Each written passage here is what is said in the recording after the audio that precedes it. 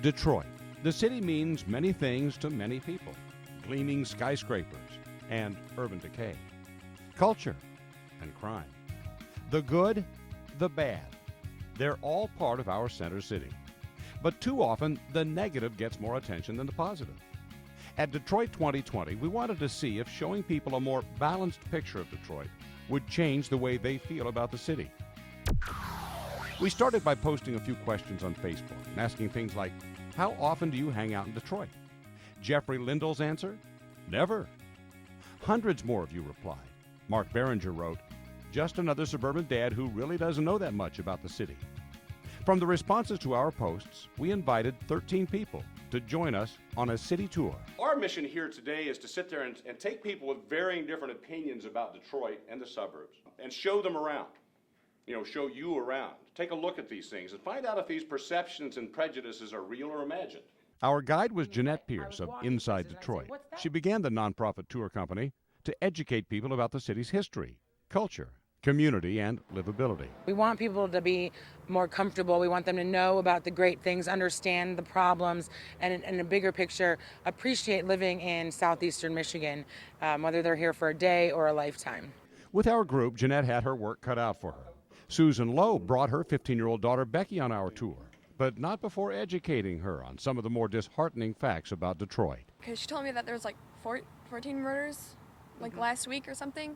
Yeah, I don't ever want to go down there. All right, can we change your mind today? Maybe. Hopefully.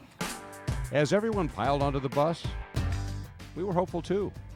We headed down the lodge toward downtown, then got to know each other a bit. Bob and Mary Weldon moved all the way to Tecumseh to avoid Detroit.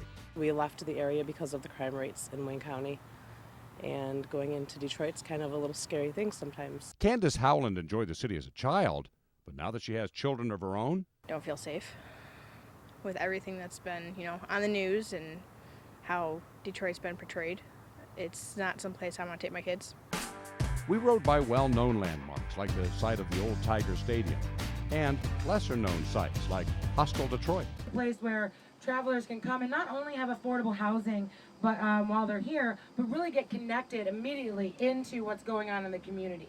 We saw one of Detroit's most photographed buildings. And then, of course, the Michigan Central Station, which was built in 1913, designed by the same people that did the Grand Central Station in New York, and is kind of the epitome of Detroit decay and a lot of what we call ruin porn, where people come in, they just take some pictures of our abandoned buildings and then go. And one of the city's 111 full-service supermarkets.